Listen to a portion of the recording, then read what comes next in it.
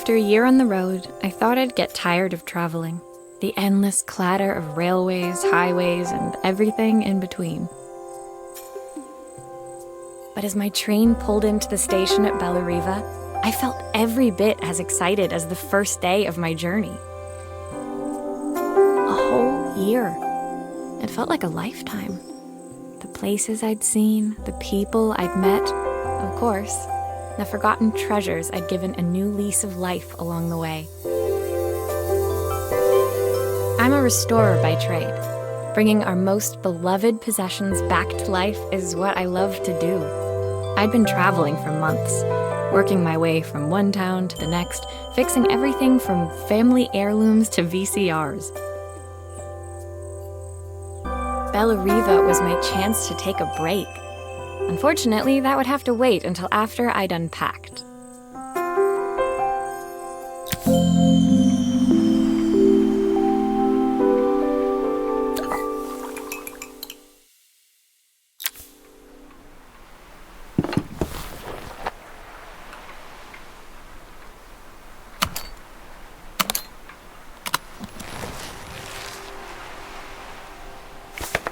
My passport. Not many blank pages left now.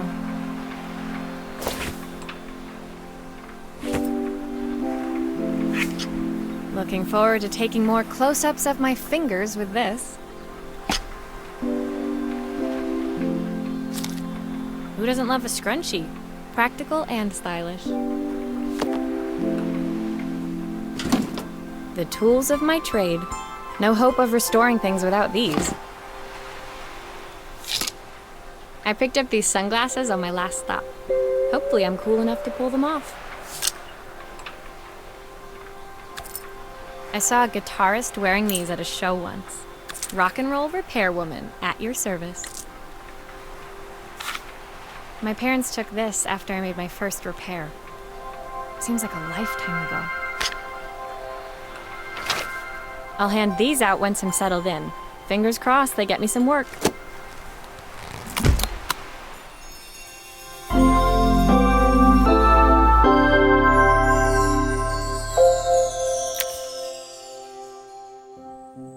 Finally, I'd made it to Bellariva.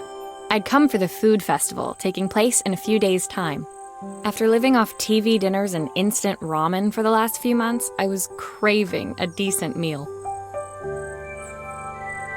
Of course, I'd need to earn enough money to pay for it, so I figured I'd head out the next day and find some work.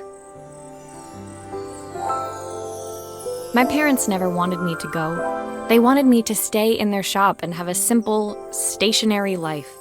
I knew there was a world out there, beyond the four walls of our antique store, that I had to be a part of.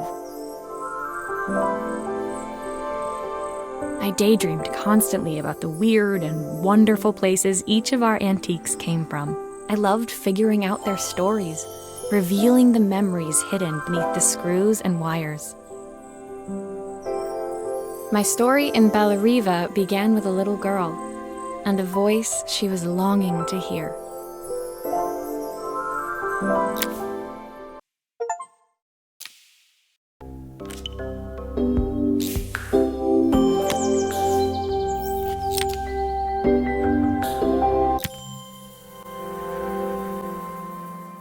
It was my first morning in Bellariva, and I couldn't wait to leave my hotel and explore.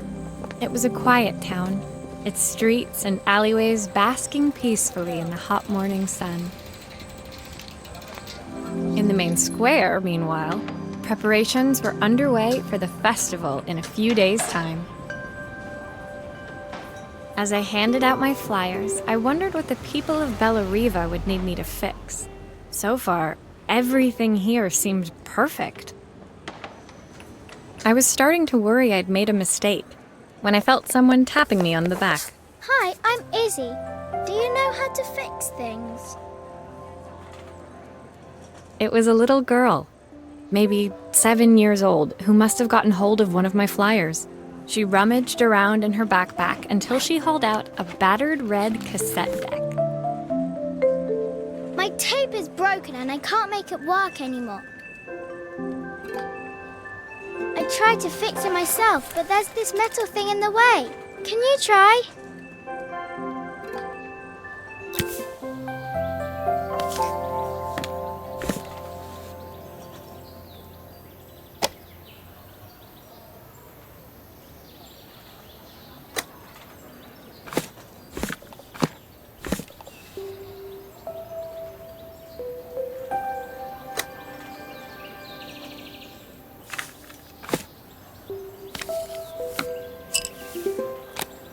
Why did you do that?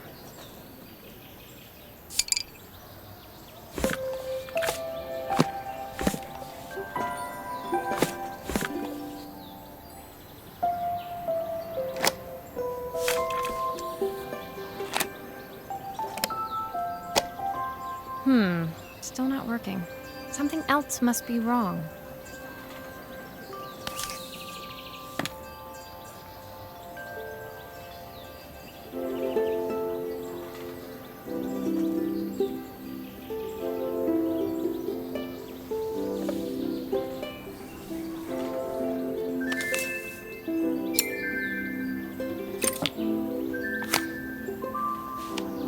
Aha! Those batteries look like they need replacing. Luckily, I have some spares.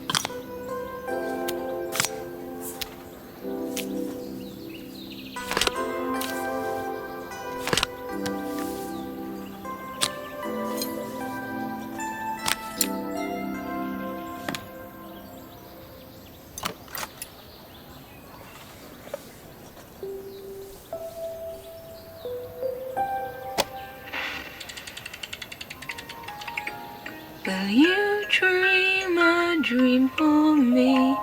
If I sit by your side and hold you so tight, know that I will always love you, even though we both know that we must say goodnight. Good night, my darling.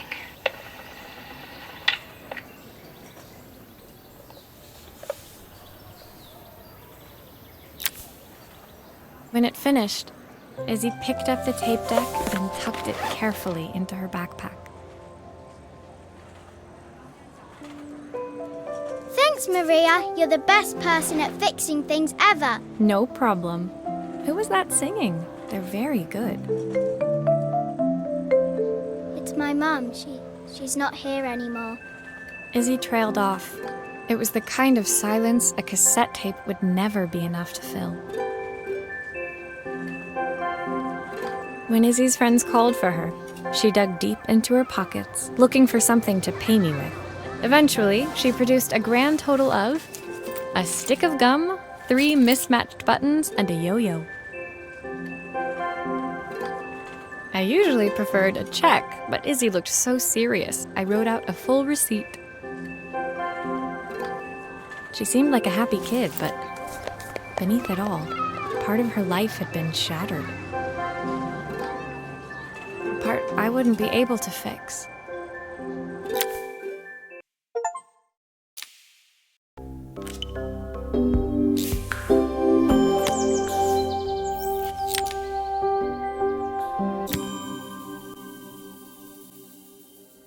My first repair complete, I spent the rest of the day doing small jobs in and around the square. I was exhausted when I got back to my hotel and found a message asking me to make one more visit. The address led me to a quaint little house, a stone's throw from the beach. Bathed in the evening light, it looked beautiful, in spite of its flaking paintwork and chipped tiles.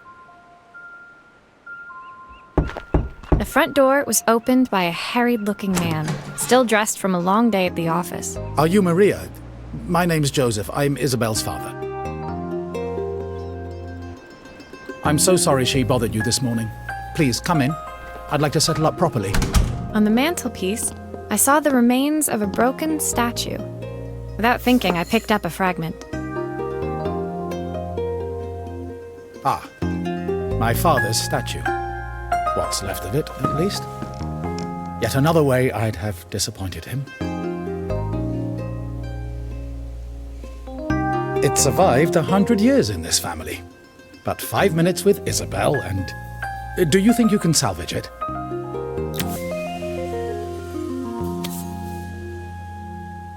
Will you be able to see the glue afterwards?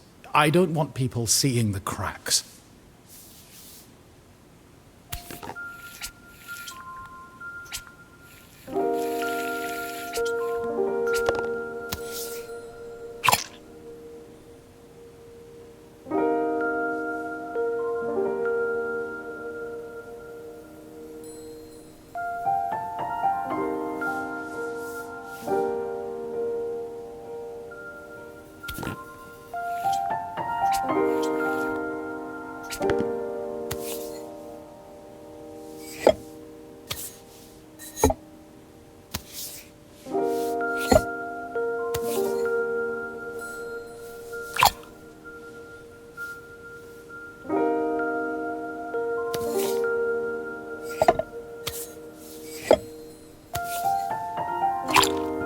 Sometimes I think my daughter should come with a warning label.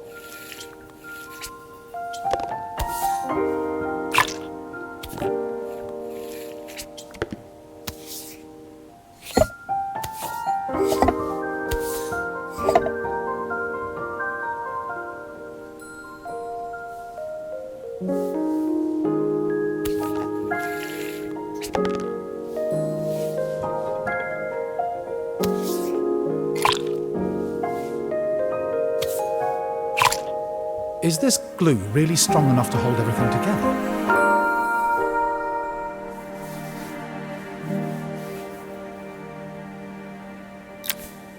Thank you, Maria. It looks as perfect as it ever did. My father wanted me to make something of myself. He didn't have time for anything less. As Joseph put the statue back on the shelf, it nudged against the family portrait stood proudly next to it. So he was Bellariva's mayor. And that was Izzy's mom. They must both miss her so much. Sorry, I'm a little tired. I've been working late getting things sorted for the festival. There's only a few days to go. Looks like I'll be working late. Again.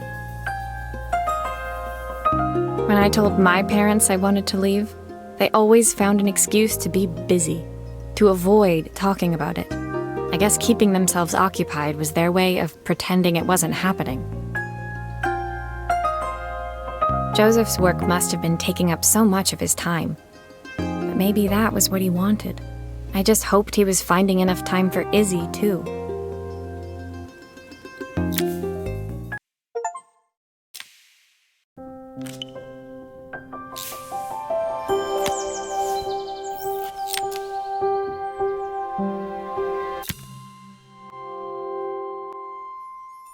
My second day in Bellariva dawned bright and clear. Another beautiful sunny morning. Walking into town, I passed cafes overflowing with customers cradling their morning coffees. I stopped, breathing in the smell of roasted coffee beans and freshly baked pastries.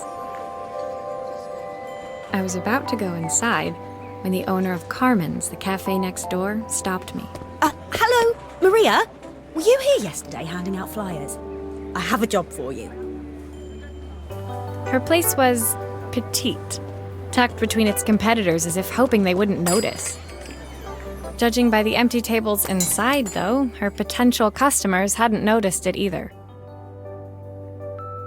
It's a bit slow today, but we're just getting started. I'm sure it'll pick up soon. As Carmen chatted, she walked over to the counter and returned with an old rotary phone. At least I've got plenty of time to practice my recipe for the festival. It's a new special I've been working on. I was hoping to call my sister for some, seasoning tips, but it won't connect. Can you see if you can figure out what's wrong?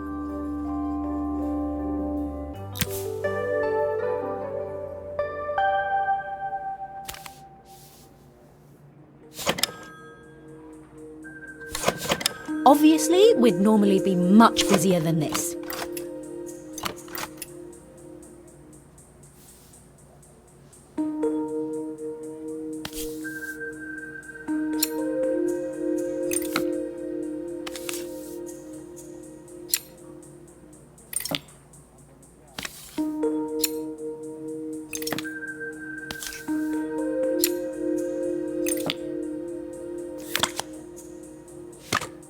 You can fix it, can't you? I can't afford to replace it.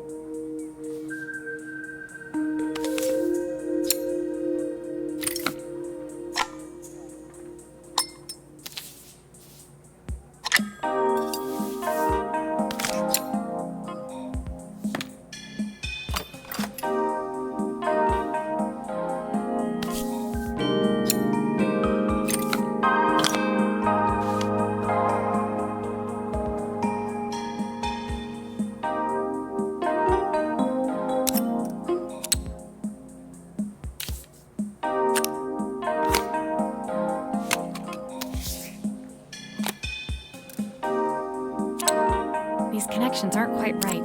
I should check the wiring. Looks like this new circuit board is all hooked up.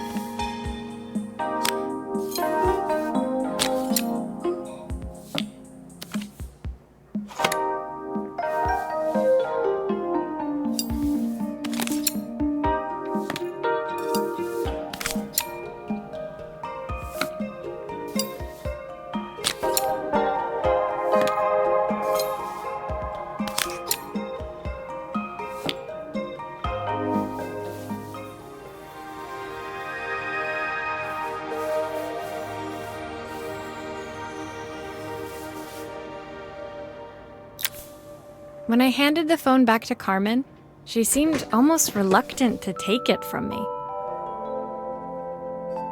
So it's all working now, is it? I don't have to leave it to dry or let it cool down? Nope, it's ready to go. It'll be ringing off the hook in no time. That's if I can pay my phone bill anyway. And the rent, and the suppliers. Anyway, take a seat and I'll be right with you. Your coffee's on the house. I sat at one of the empty tables, while at the counter, Carmen had started dialing the phone. Hello! How's my favourite sister doing today? As she talked, Carmen became more and more tense. This didn't seem like a call for some cooking advice. I know I still owe you from last time, but I can't afford to take part in the festival if I don't pay. I could almost feel the eye roll at the other end of the line. You don't need to be here, though. Can't you just put the check in the post? When the call ended, Carmen brought me my coffee, her hands trembling. Sorry about that. My sister's decided to fly in for a visit. Oh God, I have to get ready.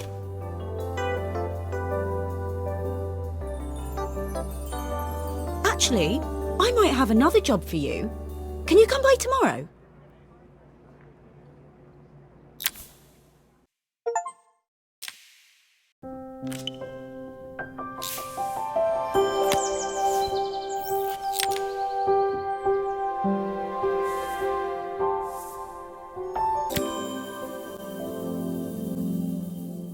The next day, I'd promised Carmen I'd return to help her get the cafe ready for her sister's arrival.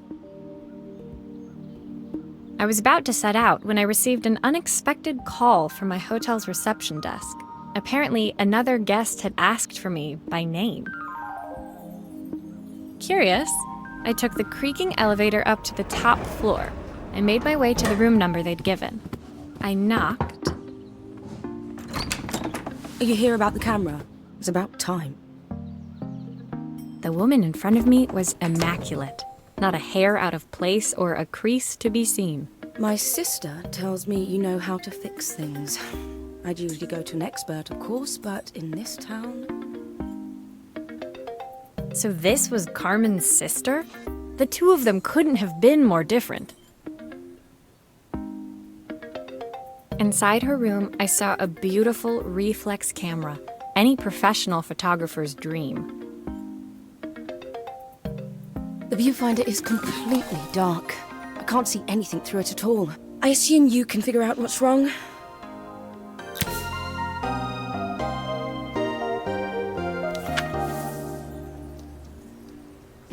You need the manual.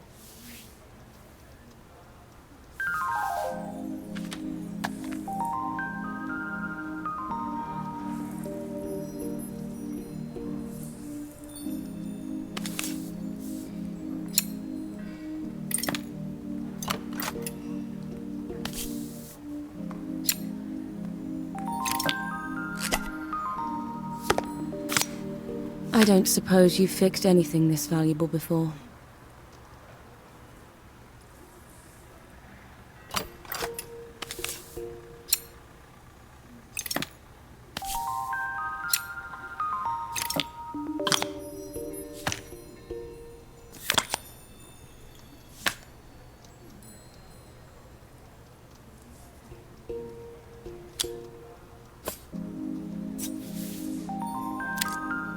If I use the screwdriver, I could adjust the angle of the mirror.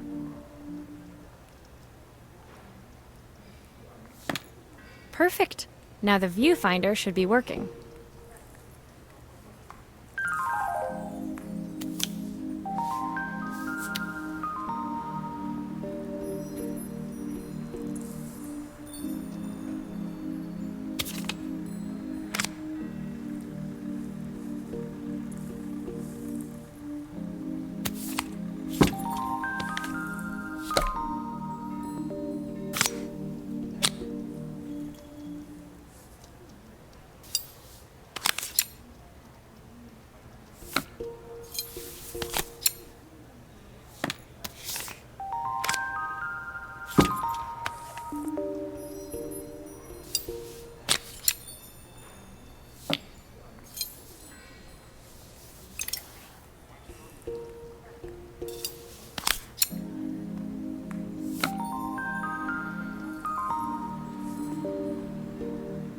Still a few parts missing.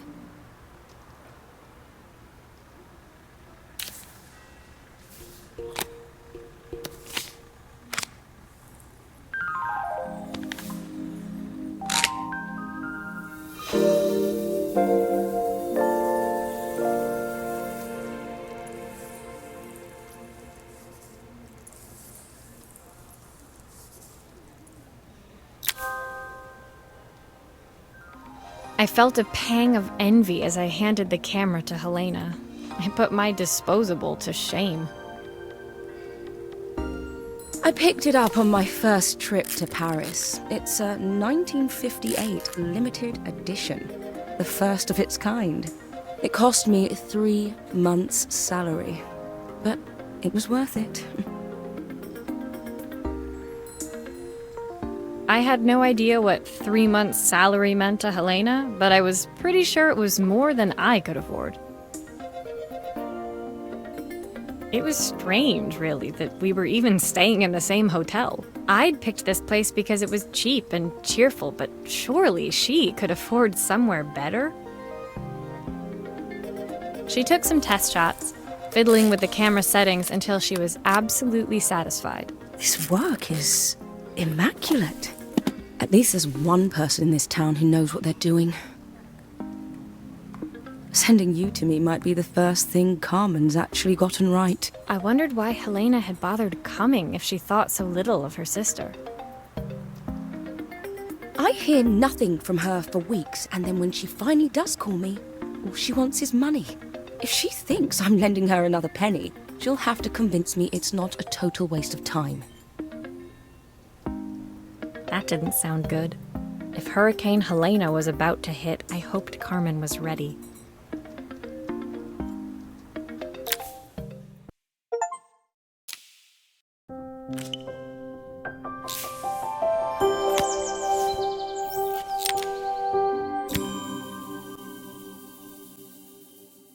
The sun was setting over Bellariva by the time I reached Carmen's cafe. From the outside, it looked as quiet as ever, but inside, I found Carmen cleaning like her life depended on it. Maria! Oh, don't mind all of this. If Helena finds one speck of dust in here, I'll never hear the end of it. Carmen seemed pleased to see me, but I sensed the fidgeting tension beneath each sweep of her mop. Trying to live up to the standards of someone like Helena seemed like an impossible task. I hope you didn't mind fixing the camera for her. She was furious when it broke. I really need this to go well. If she doesn't lend me the money, I don't know how long I can keep this place going.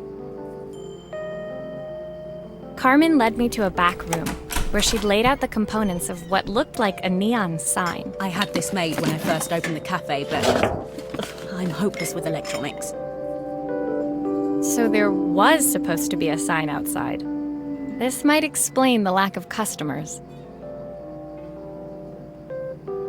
I'd like to put it up before Helena gets here. Can you give it a try?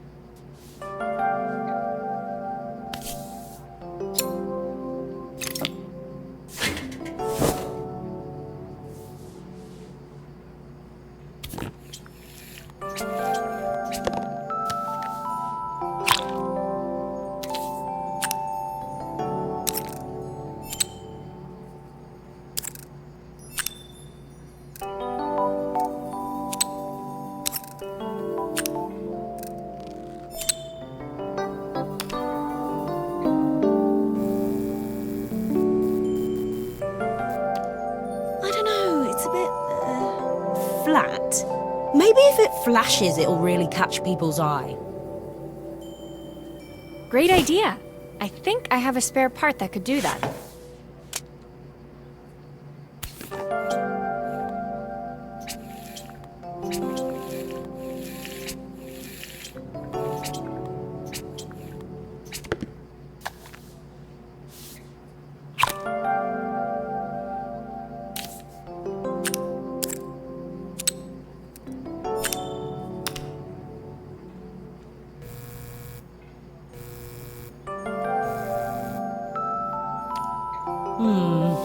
It still needs something else. Maybe we can add one of these.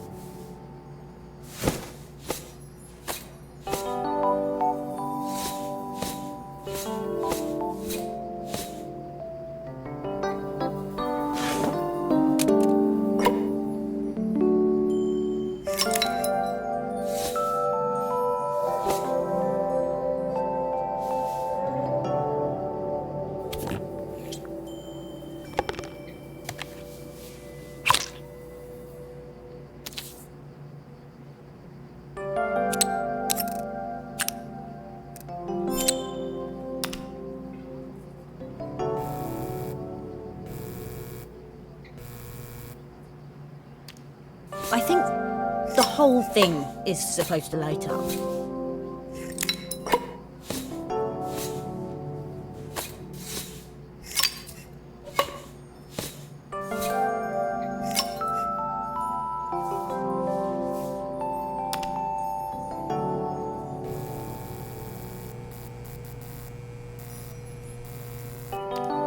It works!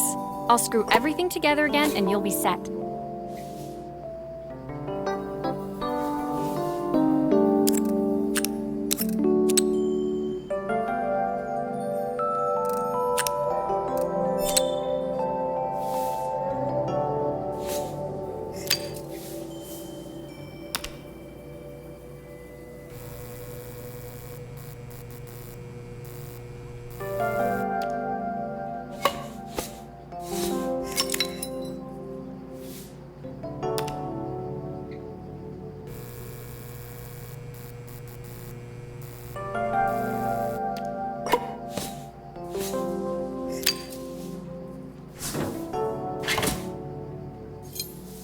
I think I've missed a screw somehow.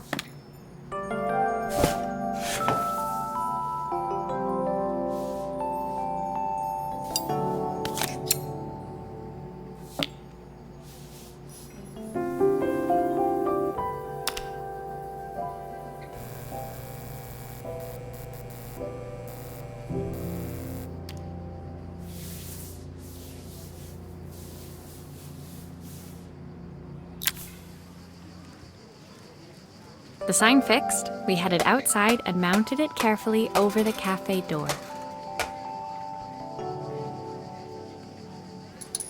Oh, that's perfect, Maria. It looks just how I imagined it. When I had this sign made, it all seemed so simple. Oh, I can't believe I might have to give it all up. I hope I've done enough. The smile froze on her face as she spotted something over my shoulder. I turned to see. Of course, my sister owns the only cafe in this entire town that isn't actually open. For better or worse, Helena had arrived. Carmen opened her mouth to explain, but Helena swept indifferently past her. Finally pausing in the doorway, she turned back towards Carmen. The first thing we're doing is getting rid of that hideous sign. And with that, she disappeared inside. I hoped Carmen's chances of saving the cafe hadn't disappeared with her.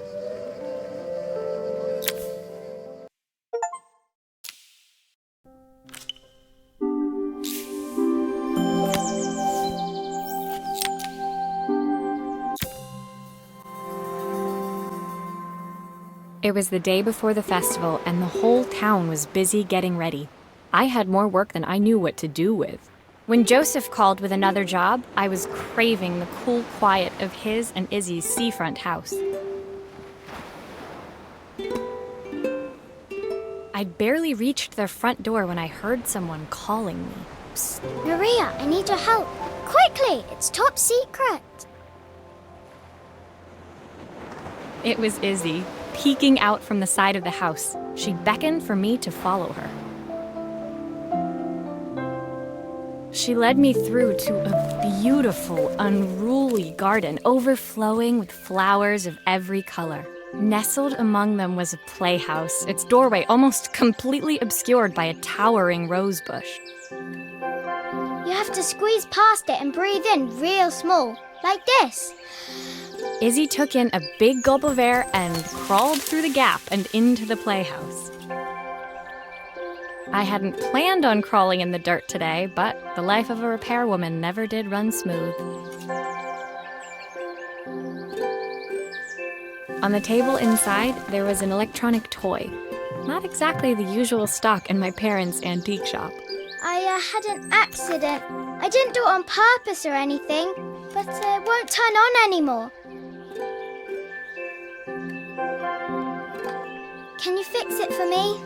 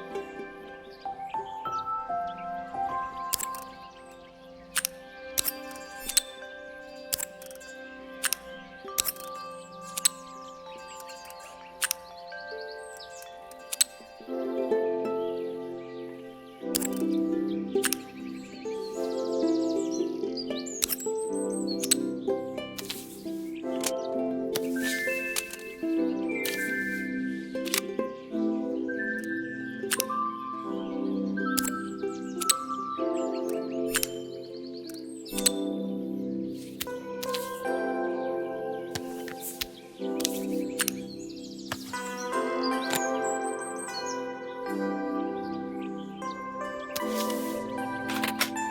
grown-ups play games as well?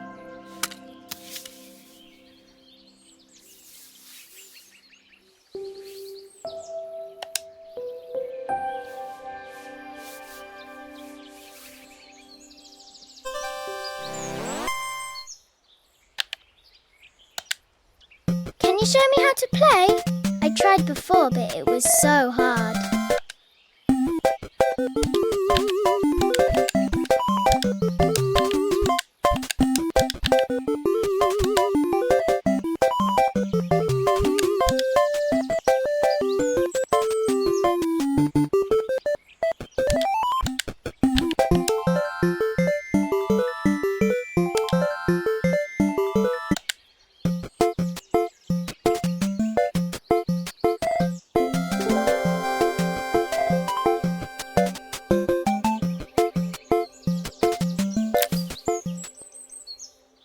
Her toy fixed, I watched Izzy retreat into its screen, taking refuge in a 3-inch world of her own.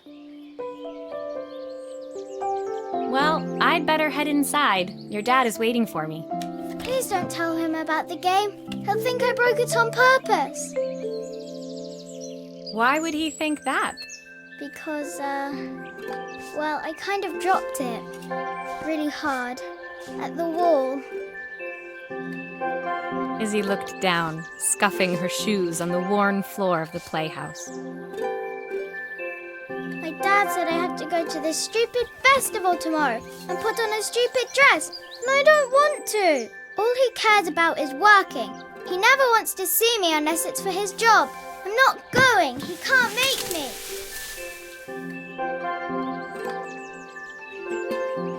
With that, Izzy dove back through the rosebush and disappeared into the wilds of the garden. She was so young. She couldn't be expected to see that her dad was struggling too. It made me think, had I really tried hard enough to understand my parents' point of view? I was so focused on the adventures ahead of me. Maybe I didn't care enough about leaving them behind.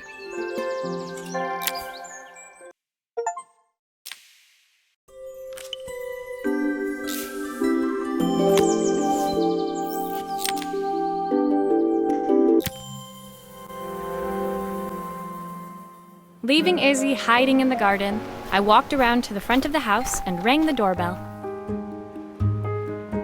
It was only then I noticed my favorite overalls covered in grass stains. I scrubbed desperately, but it was too late. Maria, what are you doing? What happened to your clothes? I was, repairing a lawnmower. How unusual. Well, do come in. The job I've got for you is a little more delicate. Totally embarrassed, I walked into an orderly room filled with papers and ledgers. So this was his office. You must be so busy getting ready for the festival. Are you looking forward to it? Of course. It's traditional for the mayor to judge food from every cafe and restaurant in town. I'll be declaring the best chef in Bella Riva by this time tomorrow. Speaking of which... He unclipped the watch from his wrist and very carefully handed it to me. I'll have a tight schedule to follow, but my watch stopped working a while ago. Could you see if you can make it tick again?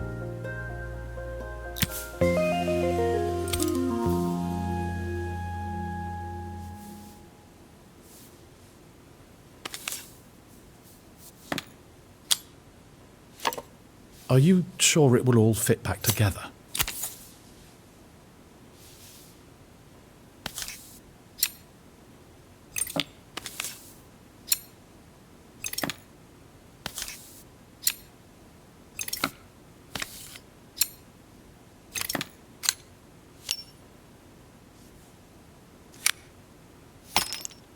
The main plate has completely cracked. I'll need to replace it. cogs look good, though. If I'm careful, I can reuse those.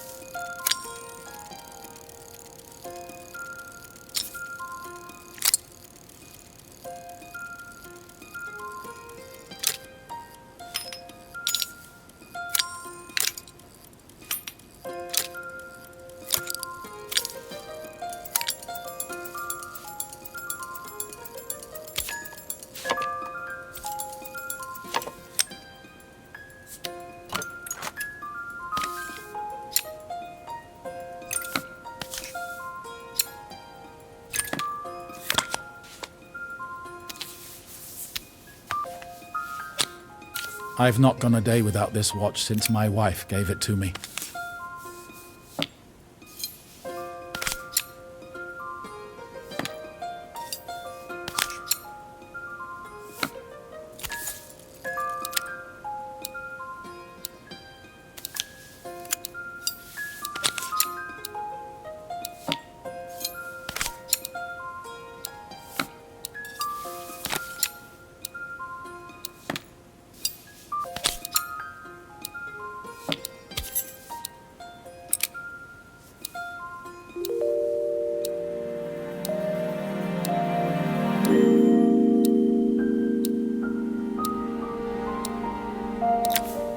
As I handed the watch back to Joseph, my fingers traced over the engraving on the back. I hoped fixing this was one small way I could help him move forward. I can't believe it's working, Maria. Thank you. My wife was a brilliant woman. Feeling this ticking on my wrist, it makes me feel like she's still here. Watches measure minutes and hours like they're infinite. I didn't know we had so little time. Even with Isabel, I barely see her. And when I do, she acts like she hates me. Just then, the phone rang. Even when he was at home, his work was never done. Sorry, Maria. I have to take this. I'll see you at the festival tomorrow. As I left, I turned and saw him pacing the floor of his office, his watch glinting in the afternoon sun. I hoped its quiet ticking would at least bring him some peace during the busy days to come.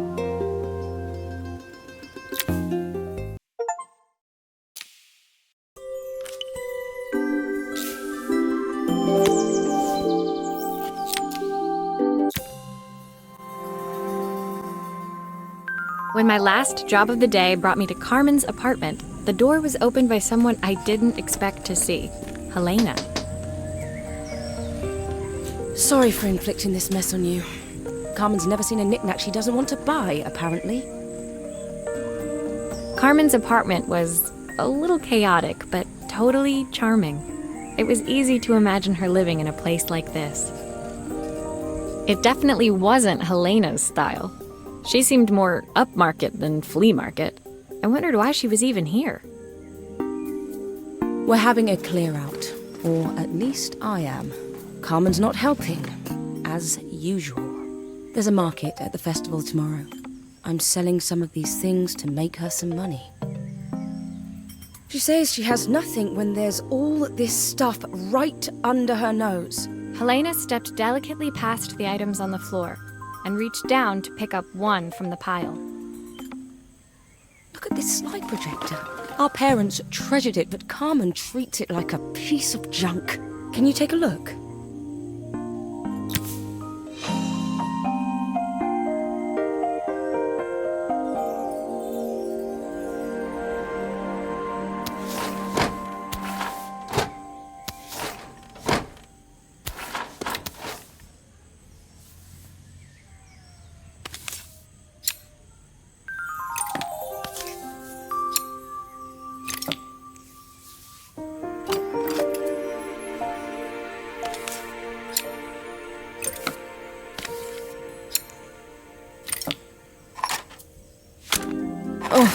Typical. Carmen's even managed to get a slide stuck in here.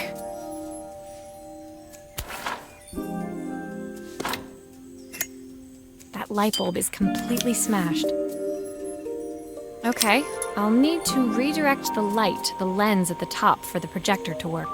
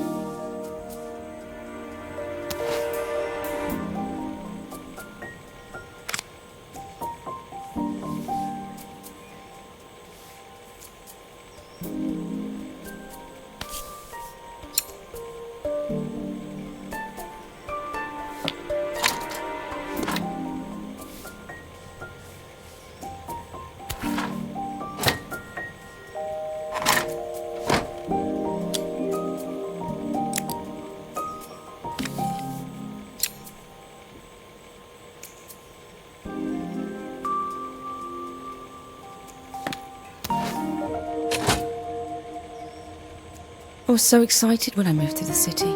Carmen, she looked so sad.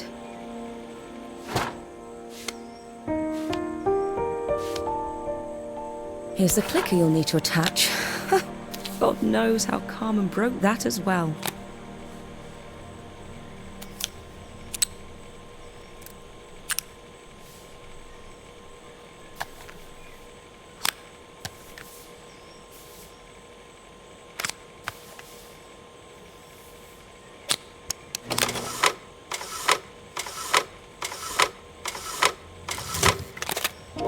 When we were younger, Carmen was always following me around.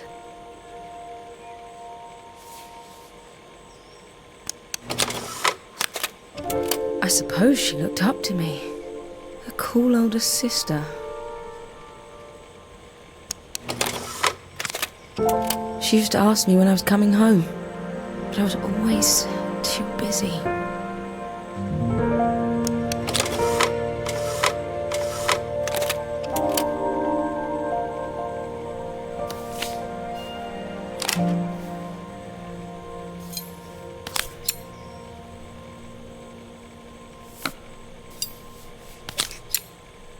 I should make sure I screw everything back together.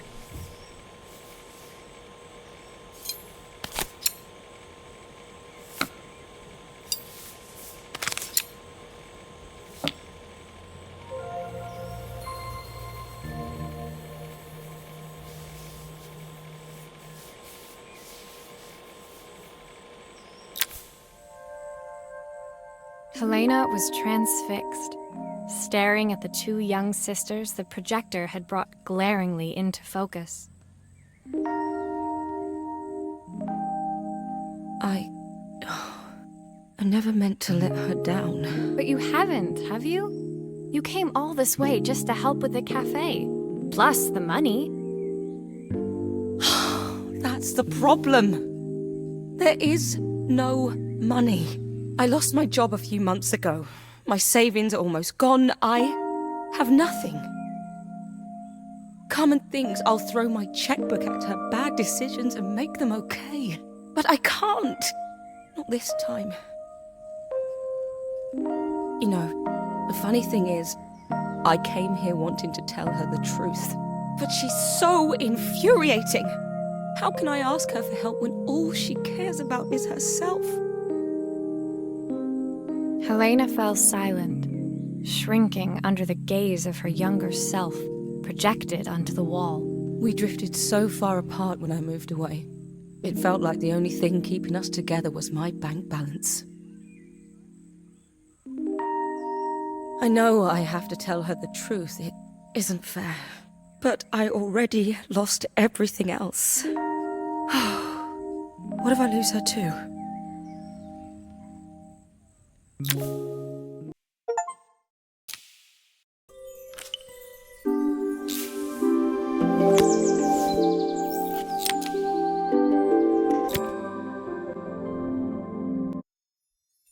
The day of the festival finally came, and after all my hard work, I was ready to put down my tools and pick up a fork. The smell as I entered the main square was incredible. Each stall was selling food even more delicious than the last.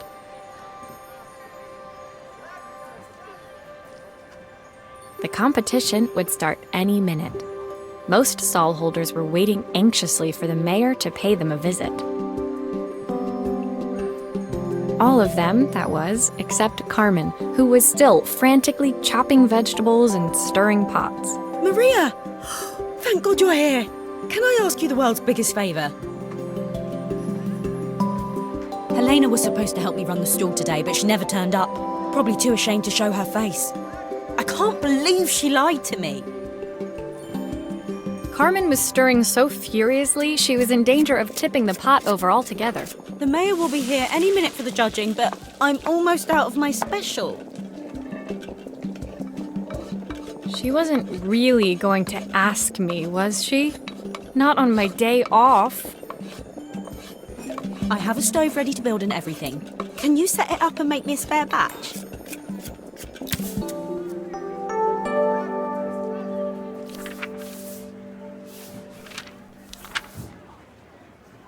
Oh, her recipe is a bit smudged.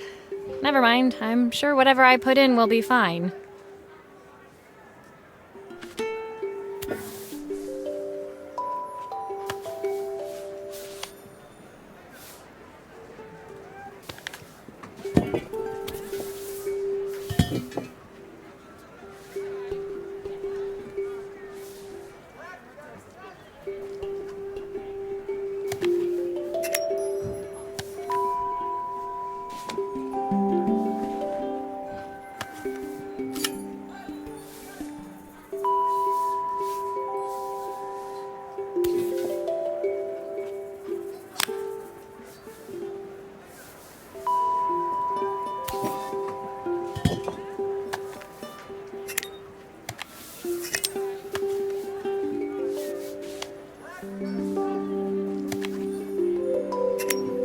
It all fits. Now to light the gas.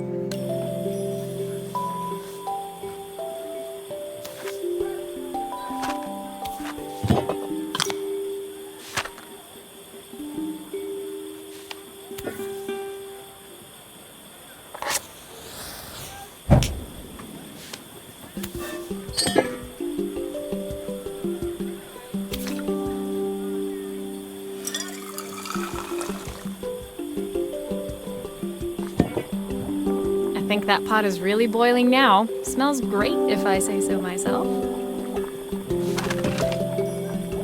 Here are the ingredients that Carmen's given me. What to add first?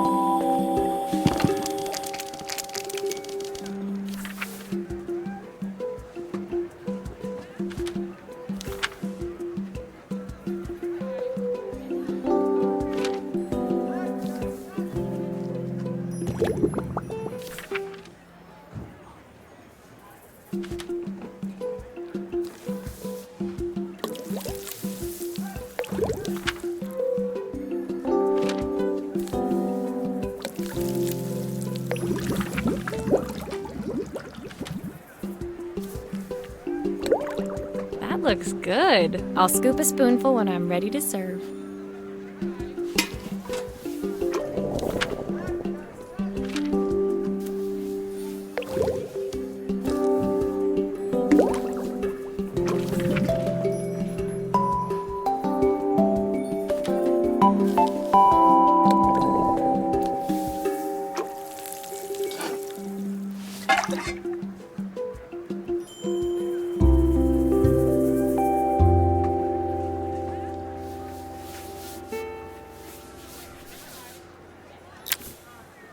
part done, Carmen took over and added the finishing touches.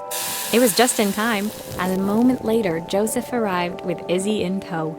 Carmen anxiously handed them both a serving. That was so tasty. Can I have some more, please? Well, you've certainly earned yourself a loyal customer in my daughter. We have a few more meals to taste, but so far you are one of the best. Good luck. Joseph and Izzy looked so happy together. Maybe the festival was doing them some good after all. Carmen, on the other hand, seemed annoyed. But why, when it had all gone so well? I wish Helena was here to see this. She's so convinced I'll never succeed at anything. She wants what's best for you. She's just not very tactful about it. Yes, I know. Even when I was a kid, she pushed me when no one else did. I just wish she hadn't lied to me. But then, I've asked so much of her over the years. I never stopped to think how much she actually had to give.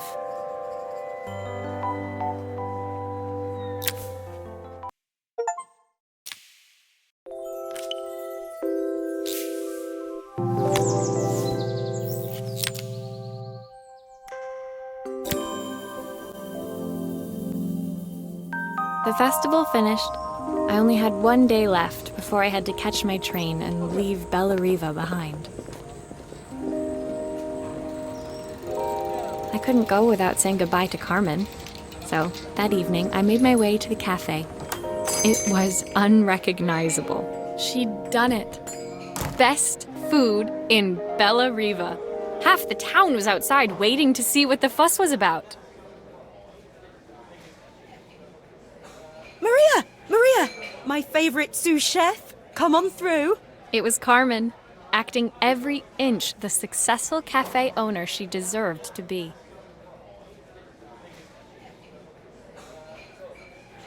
Even Helena was there, serving the coffees. This was the last place I expected to see her after yesterday's drama. Carmen led me through to a balcony upstairs, where she brought out an old record player. I found out where Helena was on the day of the festival. She was selling her camera to clear the cafe's debts. But then she didn't have much left for herself. So, I've asked her to come and stay with me for a while. We have a lot of catching up to do. I wanted to give her this, to cheer her up. We listened to it all the time when we were kids. Do you think it has one last tune in it?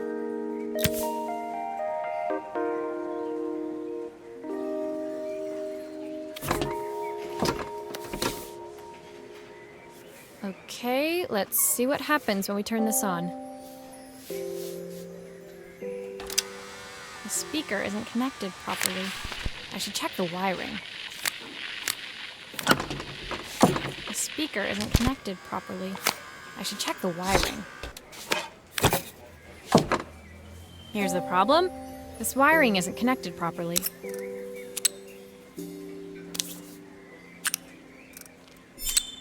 If I turn the volume up, I should be able to hear it now. The speaker isn't connected properly.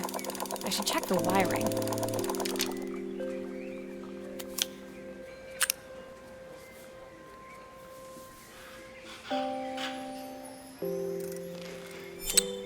I think that should do it. This record should play beautifully.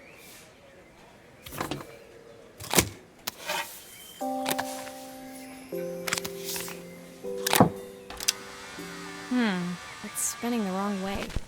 How can I get it to play in the right direction? It must be to do with the motor. Let's see if one of these spares can turn things around.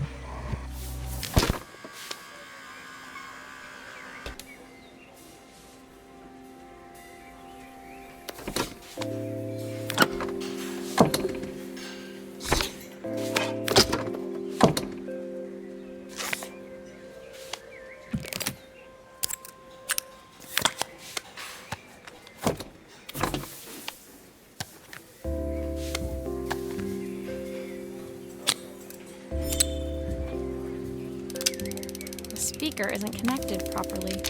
I should check the wiring. This motor doesn't seem to work. Maybe I'll have better luck with a different one.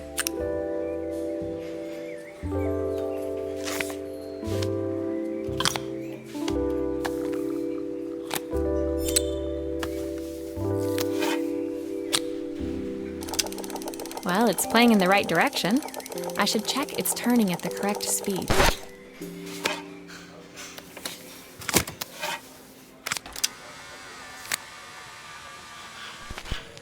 What will remain of these days? The sweetest words I've ever heard. What will remain of the smiles, the ones that stole my heart that day?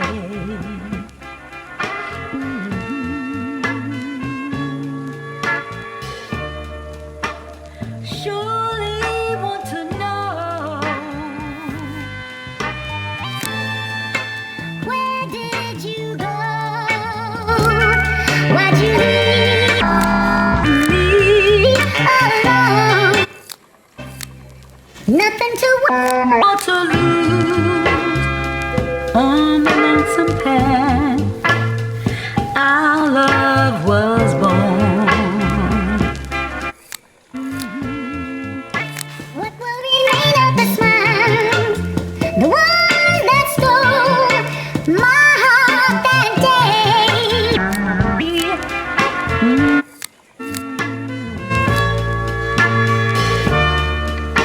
Surely want to know, Why did you go? Why'd you leave me alone?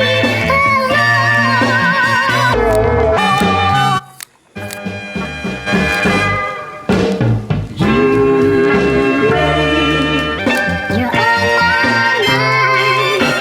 It's just a waste of time. The record player's crackling tune must have caught Helena's ear, as she appeared a few moments later. Is that my old record player? I can't believe you've kept it all these years, Carmen. Leaning over the music, they looked just like the young sisters the slide projector had preserved all these years, inseparable once again. Carmen told me about your camera. That was a really generous thing to do. I loved that camera, but I love my sister more. Now it's her time to be the person she wants to be. I'm going to stay here with her for a while. Make up for lost time. Carmen and Helena's relationship wasn't suddenly going to be perfect, but they were both prepared to try. And to think, it had all started because of a call Carmen made about some seasoning tips. I guess in the end, maybe it wasn't so hard to just pick up the phone and dial. I hadn't spoken to my own parents in a year. I wanted to hear their voices more than anything. But the silence between us was so cavernous. I didn't know how I'd ever find the words to bridge it.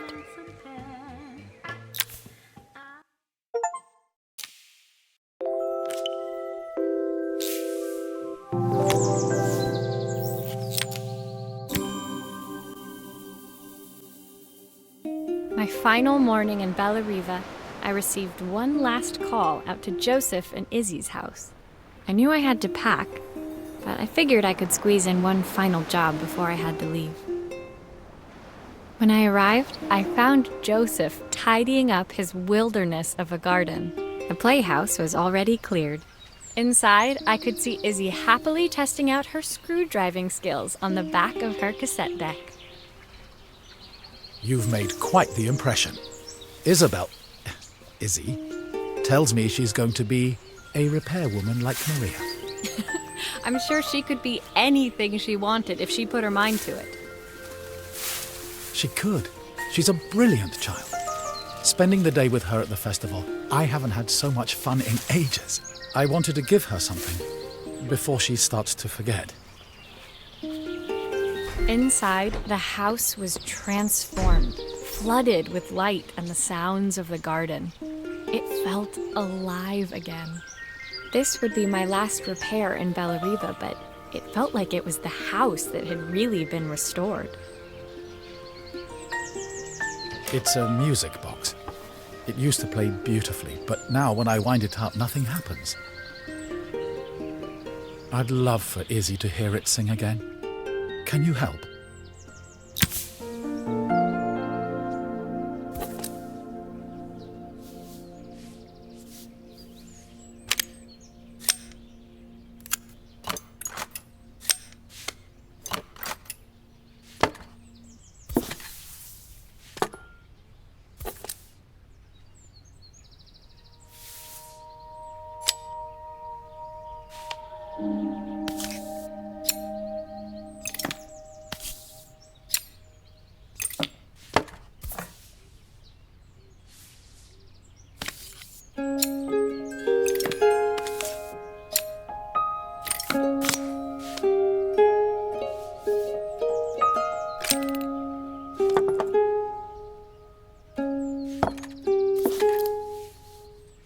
This mechanism is completely broken. I'll need to take it all apart before I can fix it.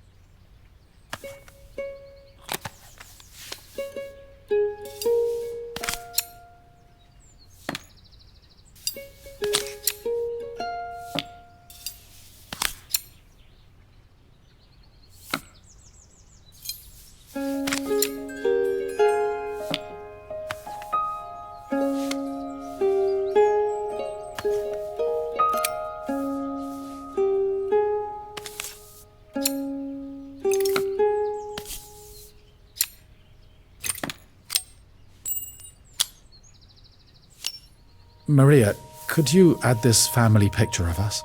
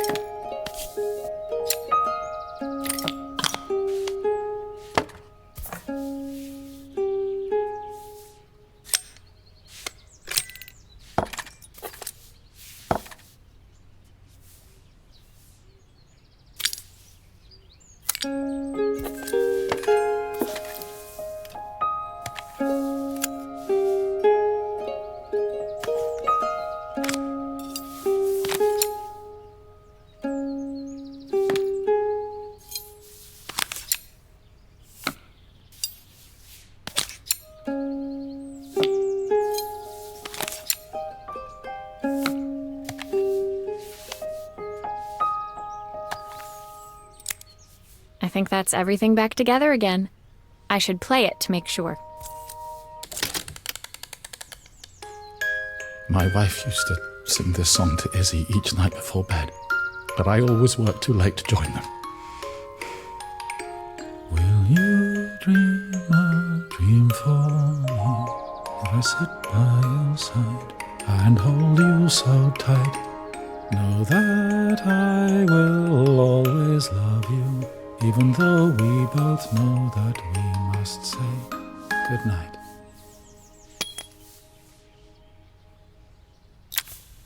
I've missed so much already. I want to be the father my wife wanted me to be. I've ended up so much like my own father, working all the time. Izzy needs me more than that, especially now it's just the two of us. My daughter comes first. Well, until she gets bored of her stuffy old dad anyway. I'll never ever get bored of you, Dad. Izzy came running into the room where Joseph scooped her up and onto his shoulders. She gazed at the music box, her eyes shining. I'd never seen her look so happy. Thank you, Maria, for everything. The things you fixed for me. I'm so glad to have them back. Joseph was a good father, and I could tell he was determined to be an even better one. When it came down to it, that was all any of us wanted. A second chance to make something right. My time in Bellariva was almost over, but before I left, I knew there was something of my own I needed to fix.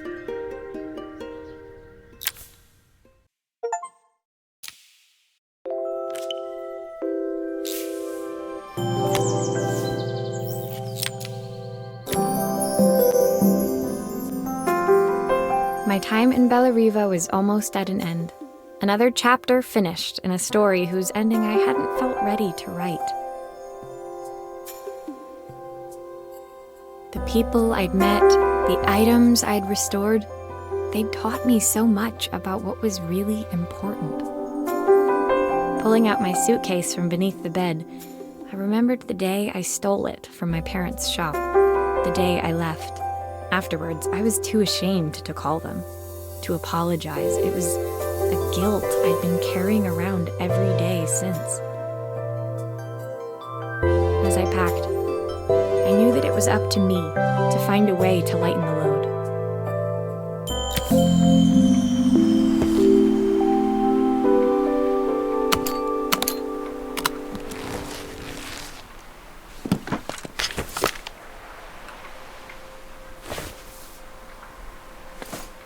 Helena gave me these designer shirts. Not sure I'll pull them off as well as she does. Izzy gave me this in exchange for my repair manual. She'll be a pro in no time.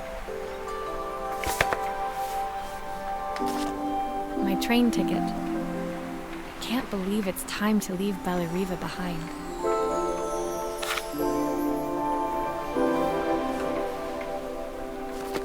My parents would love Bellariva. Maybe I can convince them to make the trip. The soundtrack to my travels. I'll be listening to this on the journey.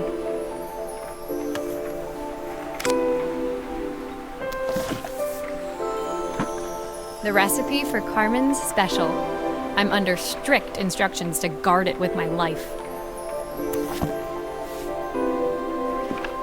Joseph's idea of light reading for the train. It does look thorough.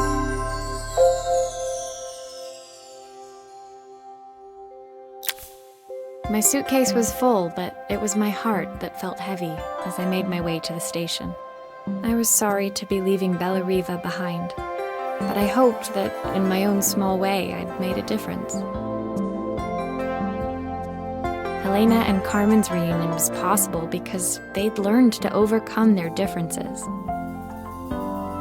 Joseph had realized he shouldn't let his grief or his work get in the way of his relationship with Izzy. They'd each learned to see things from someone else's perspective. Maybe it was time I saw things through my parents' eyes. I knew it would be easier to jump on the next train, put even more distance between us, but I finally felt ready to talk to them. I just didn't know if they would feel the same. Did I even remember their number? I wasn't sure until I reached for the phone and it all came flooding back.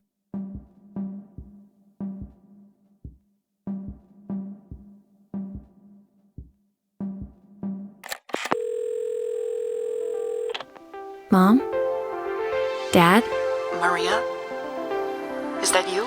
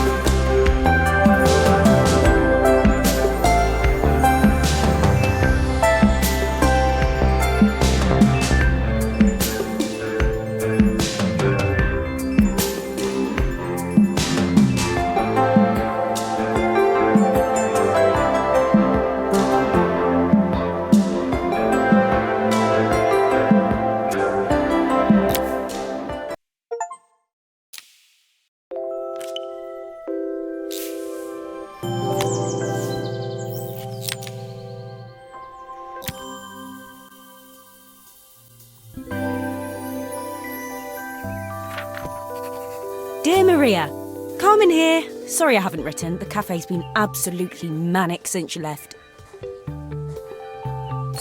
Luckily, I have Helena here to help. You wouldn't recognise her. She's like a new woman. She's always running round, taking orders and making drinks. I even heard her compliment a customer on their outfit. Personally, I draw the line at fluorescent green bowling shirts, but each to their own. It certainly made the customer smile. She misses the city, though. Bellariva's many things, but it's definitely not as chic as she'd like. She said there was a coffee shop near her old apartment where they made coffee with a shape drawn on top.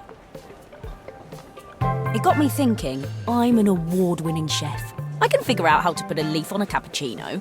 A bit of cosmopolitan coffee might be just what Helena needs. Of course, ordering a new coffee machine was the easy part. I wish you could have seen the mess I got into trying to put the thing together.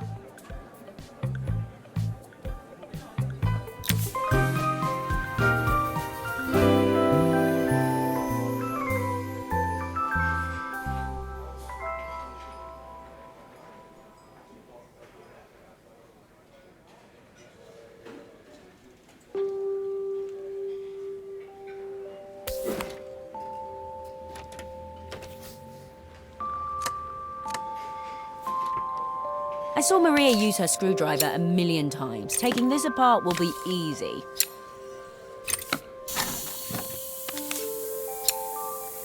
These pipes look pretty simple. I should start with them.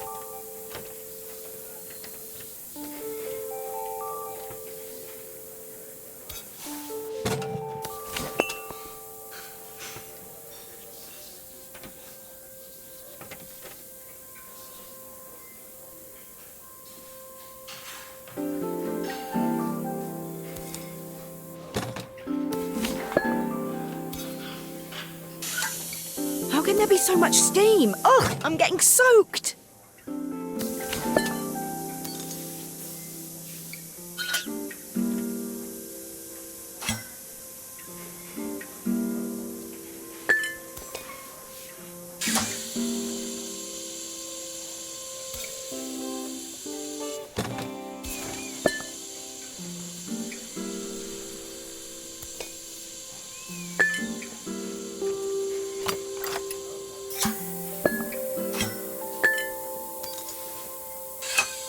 I'll need to connect all the pipes correctly to stop the steam pouring out.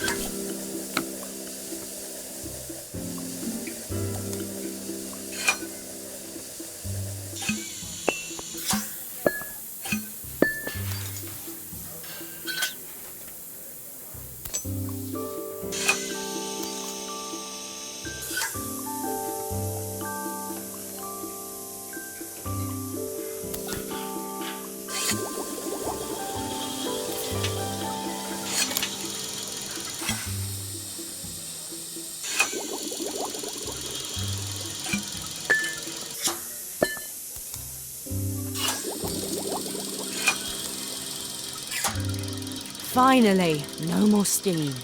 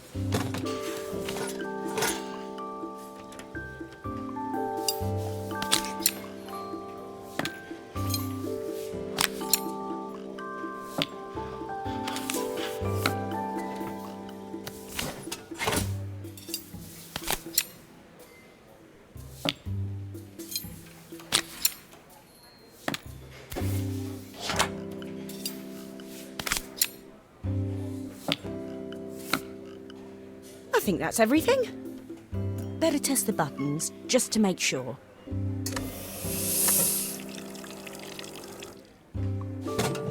All done. Piece of cake. Time to make my first coffee, I think.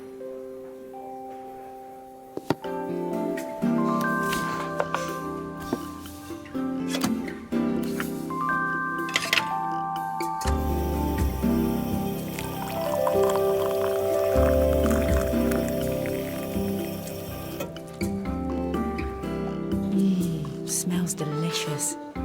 Now to make it look magical.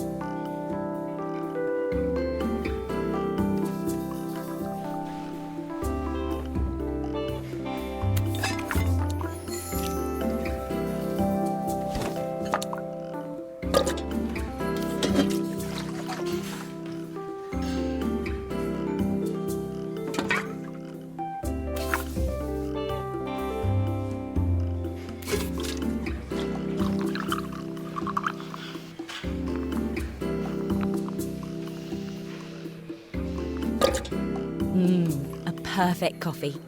All it needs is a saucer and a couple of Helena's favourite biscuits.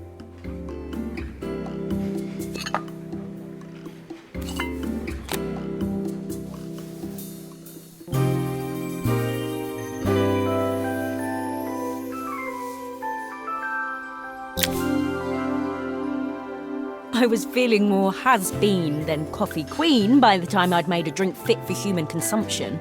It looked a bit, postmodern, but knowing Helena's refined tastes, I hoped she'd think it was intentional. Always the connoisseur, she didn't even bother to look at it at first. She was so busy wafting it under her nose. Steamed up her glasses, of course. How was she going to see my work of art through an eyeful of fog? When she finally spotted it, though, she was totally impressed.